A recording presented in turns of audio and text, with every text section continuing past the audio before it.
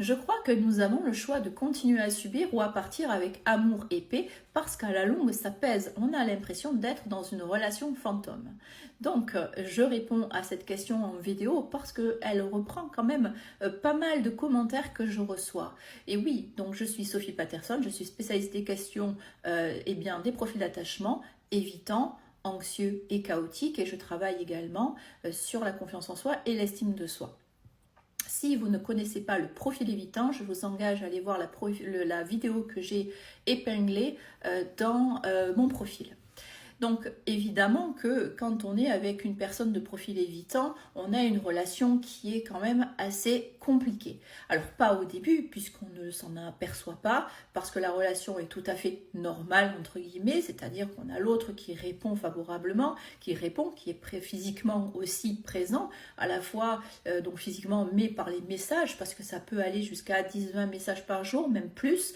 Et puis finalement, à un moment donné, plus rien. Et c'est là où ça vient se compliquer parce que c'est pas parce que la personne n'a pas été franche au départ, hein, c'est-à-dire qu'elle a vécu le début de relation dans l'enthousiasme, mais finalement, à un moment donné, le profil est remonté à la surface et effectivement, souvent, comme je le dis, parce que la personne en face s'est positionnée, qu'est-ce que tu ressens pour moi, etc.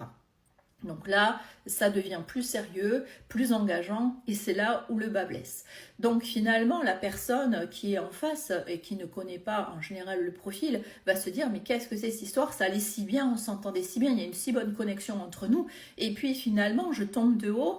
Et puis, effectivement, donc du coup, j'en parle à mon entourage. L'entourage ne comprend pas, m'engage effectivement à rompre. Mais moi qui vis cette relation, je sens qu'il y a quelque chose. Je sens que cette personne a l'air sincère aussi. Quand on est ensemble, tout se passe bien malgré tout. Mais finalement, on peut annuler nos rendez-vous, etc. Donc on va osciller entre des moments qui vont être très bien, c'est-à-dire quand on va être ensemble, et des moments beaucoup plus difficiles, quand on ne va pas être au contact de l'autre, parce que c'est ça qui est difficile avec une personne évitante, et je le vois dans les commentaires pour les évitants qui me suivent, et qui commentent, en tout cas merci pour ça aussi, parce que c'est important, ils vont dire oui mais moi j'ai pas besoin de donner des nouvelles tous les 4 matins, j'ai pas besoin de répondre tout le temps quand on me sonne, et puis moi ça me saoule en fait d'avoir autant de messages.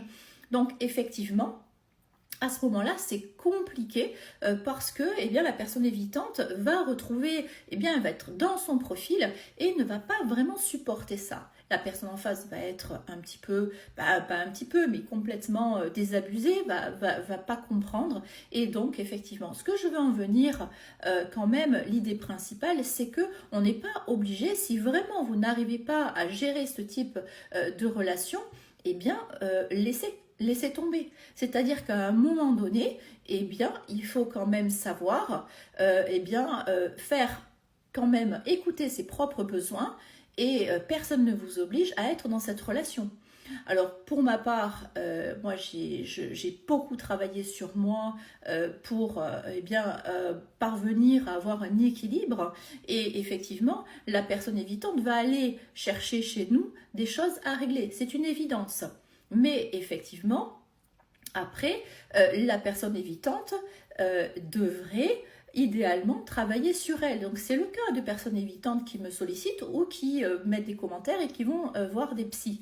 Donc ça c'est très bien, c'est-à-dire que chacun doit œuvrer aussi pour lui, pas pour l'autre, mais pour lui-même, pour pouvoir avoir une espèce d'équilibre et pouvoir avoir une vie beaucoup plus épanouie. Donc si vous avez des commentaires, n'hésitez pas à me les laisser.